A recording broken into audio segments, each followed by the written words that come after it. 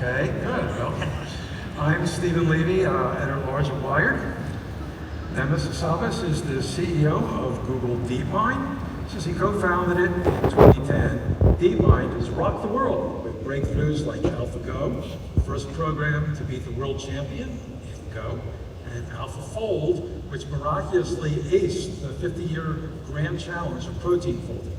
Last year, Alphabet merged DeepMind with its AI research hub, Google Brain, putting Demis in charge of one of the world's most important AI research labs. Demis's work has been cited over 100,000 times, and among his many, many honors, in 2018, he was named a Fellow of the Royal Society, joining luminaries such as Isaac Newton, Charles Babbage, and Stephen Hawking. Unlike those gentlemen, he is here with us now. Welcome, Demis.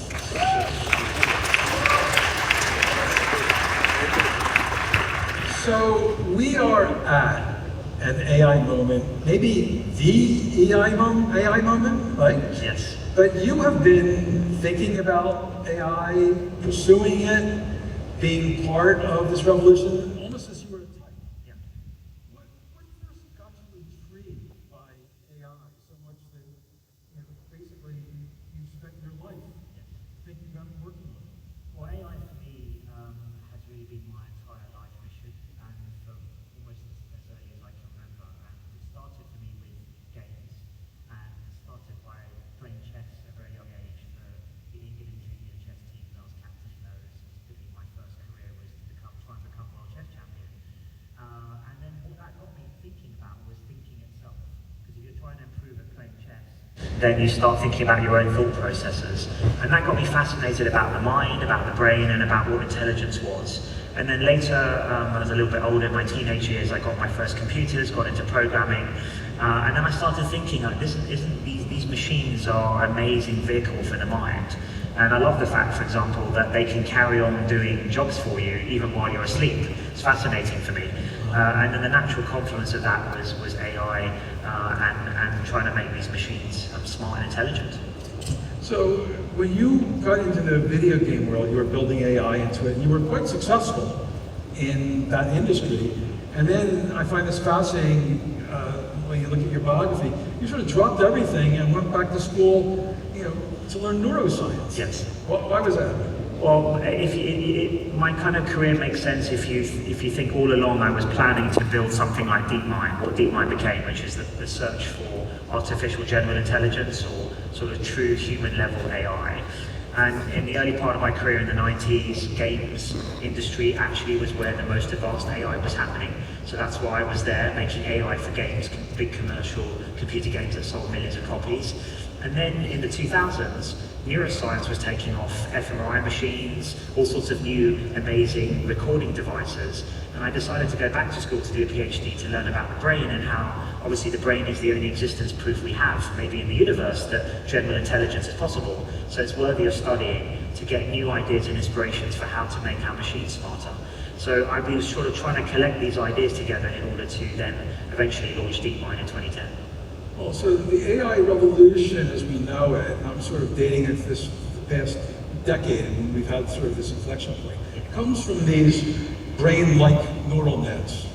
We built them digitally, and they've proven incredibly effective in mechanizing processes and many other things. We all know them. Have we sort of come to the end of that? Have we said, okay, we've learned our cue from neuroscience and the brain, we've got the metaphor. Are that we've left that behind, or is still plenty to be learned from the brain as we try to advance AI even further? Yeah, so when we started DeepMind almost 15 years ago now, the way we define it is, I mean, there's sort of, there's many definitions, but we simply define it as a system that can perform almost any cognitive task so that humans can.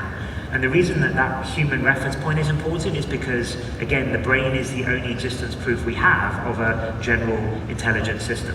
So if we can mimic all of the cognitive capabilities humans have, then we know we have a general system. Well, I mean, will we know AGI when we see it? That's debated, hotly debated in the industry, in the field. I think it may just be obvious to, it may be sort of as soon as you see it, it may be obvious. On the other hand, you may have to test for it, and one way to do that is to actually test these systems on thousands and thousands of tasks that humans do, and see if it passes a certain threshold on all of those tasks. And the more tasks you put into that test set, the more sure you could be you have the general space covered. You know, some people talk about AGI like it is, like there's going to be like a before and after, right? So when we get it, like everything gets to be different. You know, I mean, do you think that? No, I think it's turning out that that it's looking like it's going to be a more gradual process rather than a step function. And today's systems, if you look at them, they're getting increasingly, very rapidly more powerful, but sort of incrementally more powerful as we scale up the techniques and the compute and the data that they use. It's possible that some big new innovations are going to come in the next few years. My betting would be that there are going to be on things like planning, memory, tool use, things that are missing from today's systems. And that might give us this step change. But I think these technologies, and this was our betting when, you know, back in 2010 when we started, you don't have to wait to AGI for these technologies to be enormously useful and valuable in our everyday lives and for doing things like science. So we're already seeing, you know, everyone's interacting with these AI systems every day, and I think it's just scratching the surface of what's going to come in the next few years, way before potentially we get something like AGI.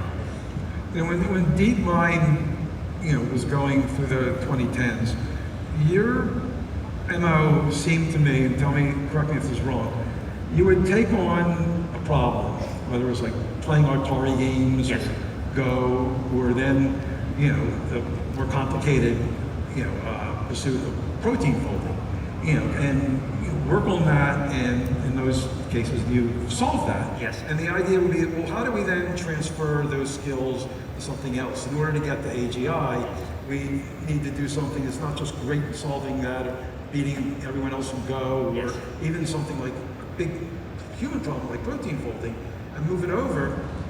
And then in the last few years, we've all been accustomed to these large language models, which seems to be the way to operate it. Just give a prompt in a search field, and like, oh, solve protein folding, and then your answer turns out there. Yeah. I mean, did you expect that to happen? Is that a different way of pursuing artificial intelligence? No, actually, so we expected roughly the kind of arc that we've seen.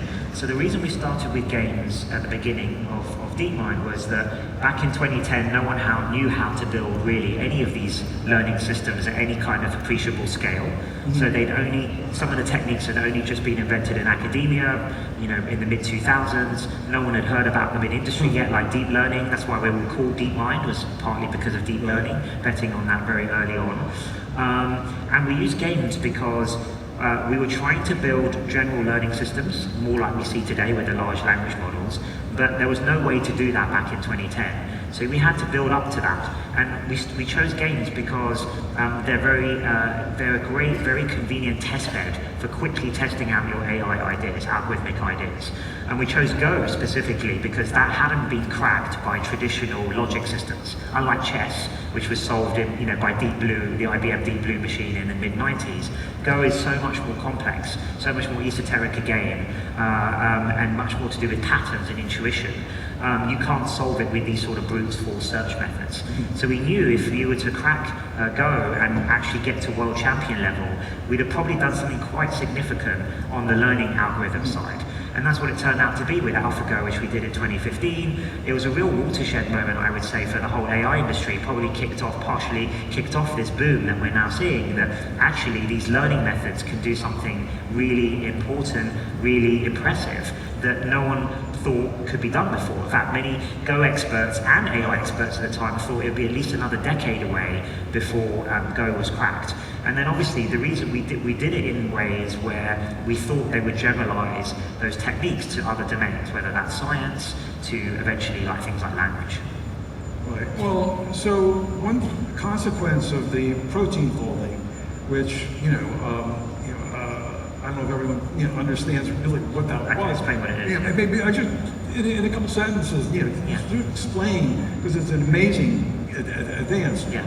why that's so important to tackle that problem? Yeah, well look, proteins are essential to all life. Every single thing in living beings is dependent on proteins, or every function in your body.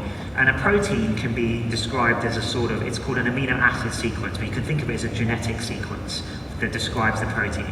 And you imagine that's a sort of one-dimensional string of letters, right? But when the protein gets made in your body, it folds up into a 3D structure. And the 3D structure is what determines its function in your body, what it does.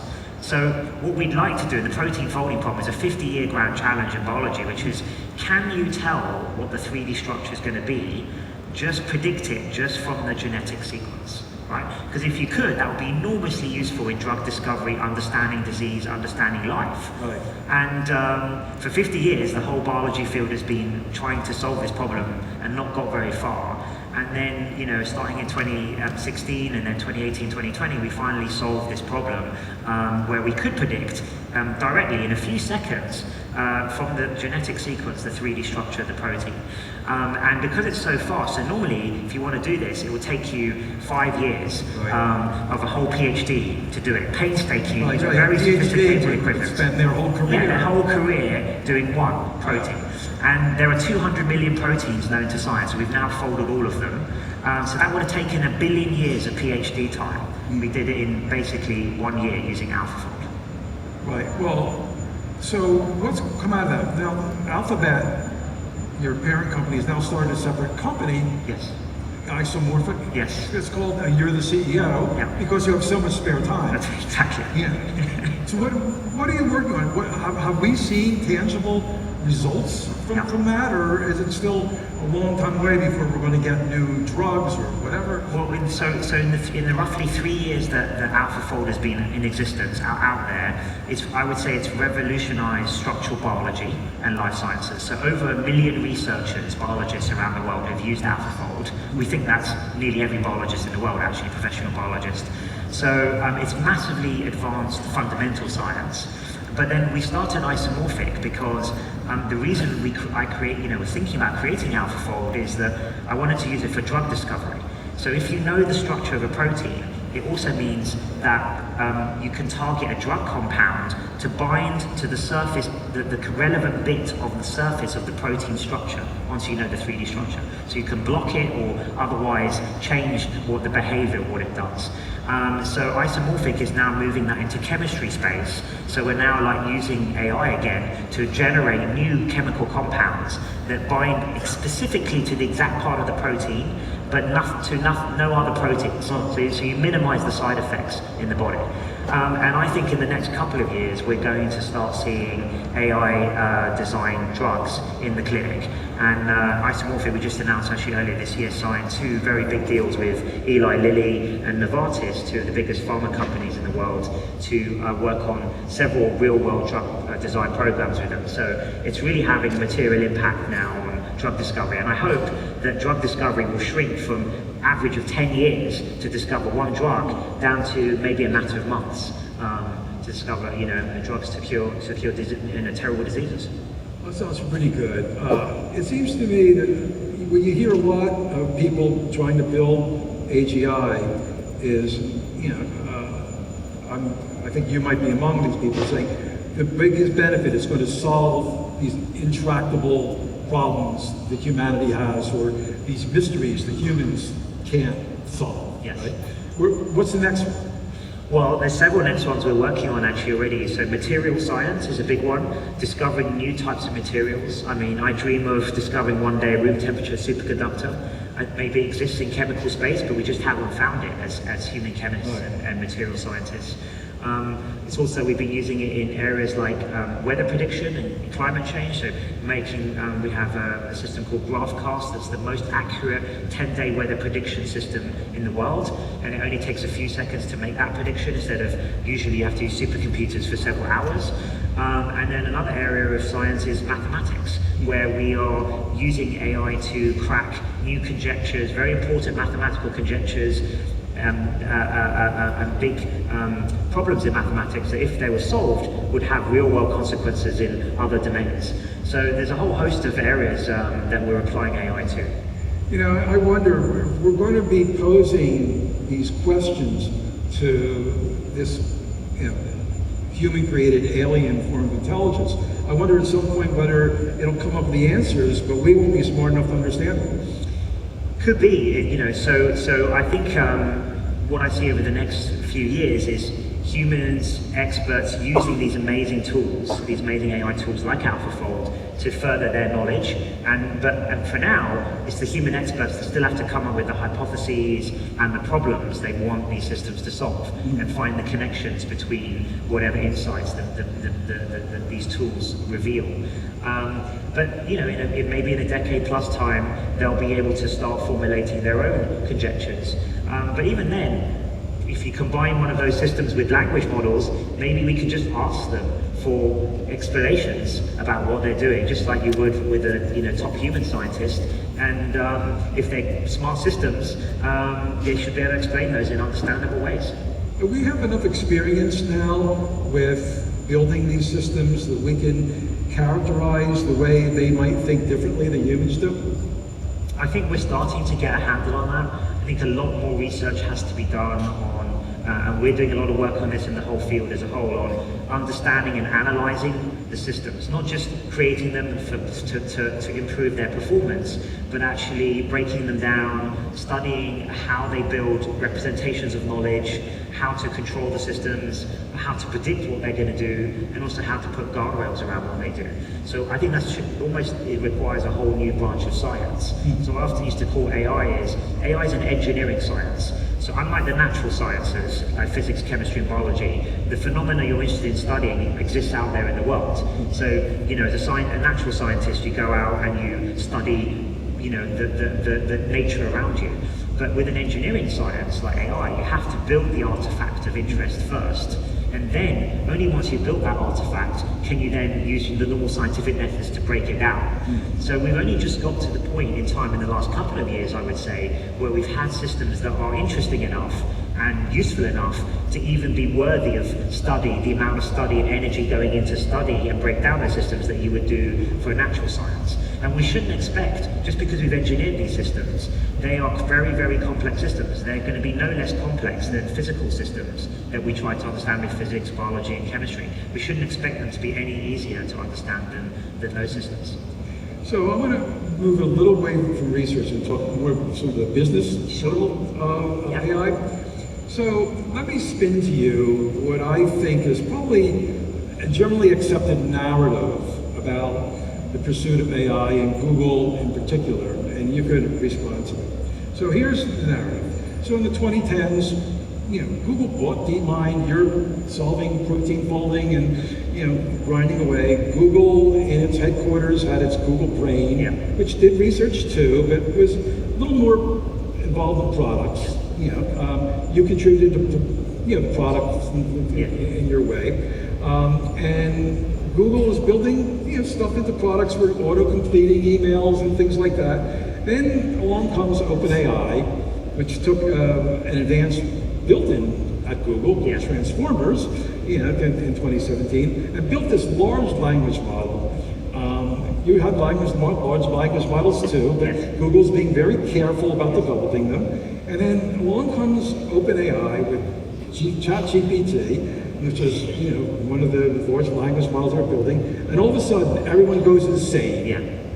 And Google, which had this very deliberate approach, has to say, oh my God, we're behind all of a sudden, and we have to scramble, and they push out products, you know, and then they merge your operation with the brain operation, and they're catching up now. Does that narrative sound right to you? I think aspects of that are correct. What you know, the way I would view it is that, so obviously most of the inventions of the last decade that power the industry today were done at, you know, Google Brain and DeepMind and Google Research. So we have this sort of long storied history of doing the innovations and doing the basic science. Very, very good at that. And I think that's going to continue to be necessary in the next few years. I think we still need breakthroughs in foundational research for some of the things I mentioned earlier, planning, memory, and so on. But what OpenAI did, and kudos to them, was they took these ideas and they sort of applied the Silicon Valley growth mentality to hacker mentality to it and scaled it to sort of a maximum speed. You know, and it's very interesting and sort of unpredictable. I don't think anyone really predicted it, maybe even including them, that these new capabilities would just emerge just through scale, not through inventing some new innovation, but actually just sort of scaling. And it's quite unusual in the history of, you know, in most scientific technology fields where you get a step change in capability by doing the same thing, just bigger. Right, doesn't often happen very often. Usually you just get incremental capabilities. And normally you have to have some new insight or some new flash of inspiration or some new breakthrough in order to get a step change. And that wasn't the case here. And so when ChatGPT came out, the other big surprising thing that I thought surprised even OpenAI was that the general public seemed to be really ready to use these systems, even though they clearly have flaws. You know, hallucinations, they're not factual sometimes, they make up stuff, all the things we all know. So we were sort of thinking, you know, maybe they're not ready yet for prime time. Perhaps they need to be, you know, we need to get them down to, you know, 100x more accurate and other things. But obviously OpenAI just sort of put it out there and turned out millions of people found value out of that for their, you know, today's use cases, coding, summarizing documents and so on. And it didn't have to be 100% accurate for there to be some valuable use case there. So I think that was the surprising thing for the whole industry, and I would include OpenAI in that, was that maybe the general public, well clearly the general public were ready to use these things, perhaps a couple of years ahead of when we were expecting. So, you know, I was thinking, of course, specialists would use it, things like AlphaGoles, scientists and other people that using these general techniques applied to narrow domains, but and very, very precisely applied to those domains, right? But actually, people were willing, general public was willing to use these slightly messier systems and find value and use cases for them. So that then precipitated a change in outlook. And with this merger, which has gone very smoothly, you know, it's sort of putting all of our combined talents together, and actually all of our compute together, and engineering talent together, to build the biggest possible things we can. And Gemini, our most advanced, most capable AI model, is one of the fruits of that combination, and it's a very exciting time, you know, of the acceleration that's going on. Right. So Gemini, as you mentioned, is one of the fruits of that merger. And, you know, I know you released benchmarks that say, you know, in some ways, you know, immeasurably superior to GPT-4. Yeah. But one thing that happened recently is, you know, people were testing Gemini, and they found that in certain instances, it delivered what Google referred to as historical inaccuracies. Yes. Like, it showed a diverse range of people sometimes when it wasn't called for. You would search for the U.S. founding fathers, and you'd see people of color, almost like it was trained on the musical Hamilton as opposed to the history books. And now you pulled, it's so serious, you pulled back on it. Yes. What happened there? Yeah, so that feature you're referring to, so there was a relatively new feature where Gemini, it's a multimodal model, first of all, which is a new type of model which can deal with not just text, but also audio, music, image, video, code. So it can, all the different types of data sources that we interact with as humans. So it's phenomenally powerful, and I think it's going to be an amazing thing for users to use when they can use any modality, you know, query about a video and stuff like that. So that's the first thing to say. Then one of the things we gave Gemini the capability to do was to generate images like you talked about. But it turns out that you know, that it wasn't working quite the way we intended it to work, had this issue with the historical figures. So, and this points out one of the nuances that comes with advanced AI that as a field we're all grappling with. So if you, for example, put in a prompt that asks for, give me a picture of a person walking a dog, or a nurse in a hospital, right? In those cases, you clearly want a sort of universal depiction, especially if you consider that as Google, we serve 200 plus countries, every country around the world, so you don't know where the user's coming from and what their background's going to be or what their context they're in. So you want to kind of show a very sort of universal range of possibilities there.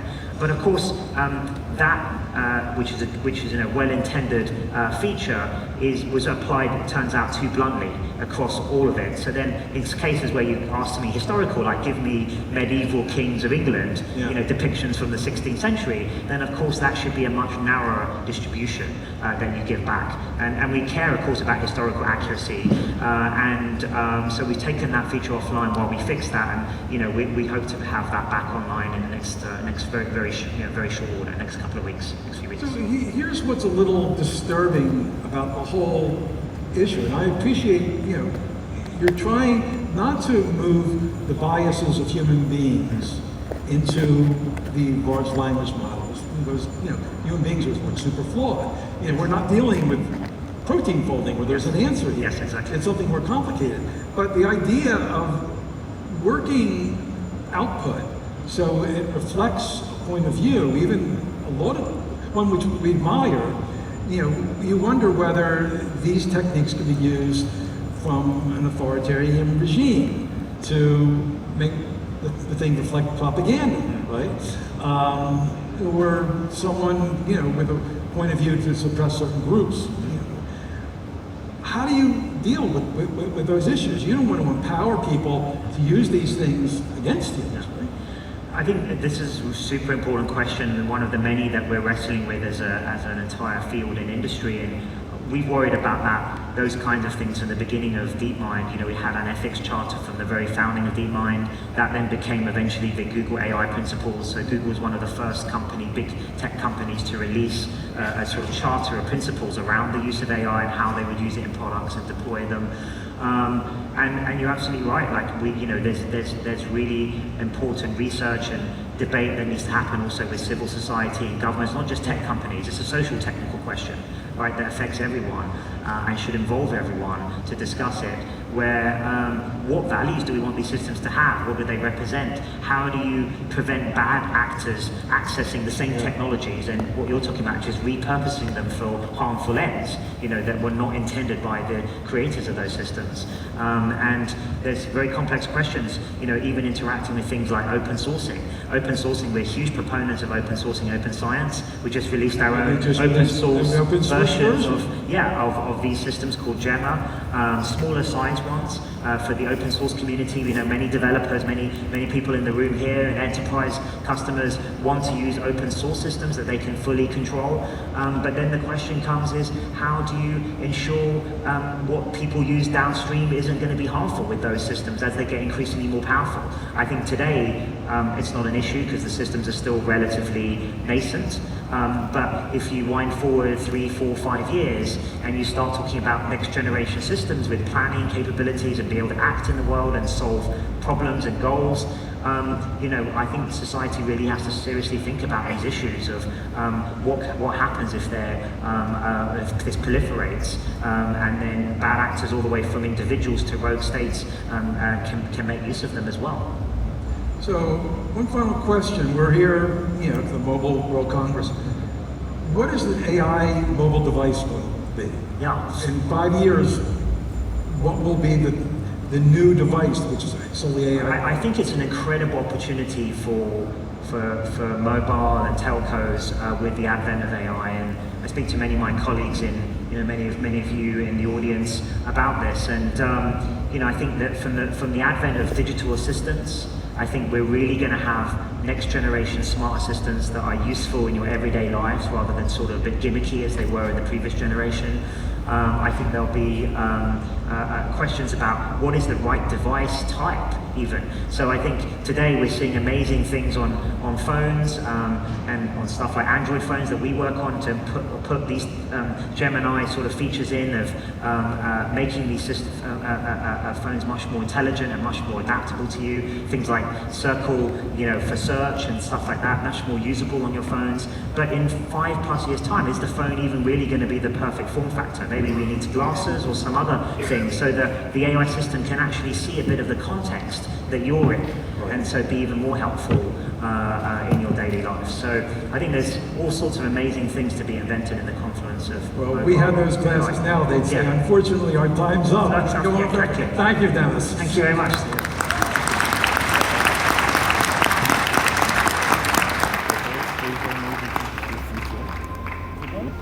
The left.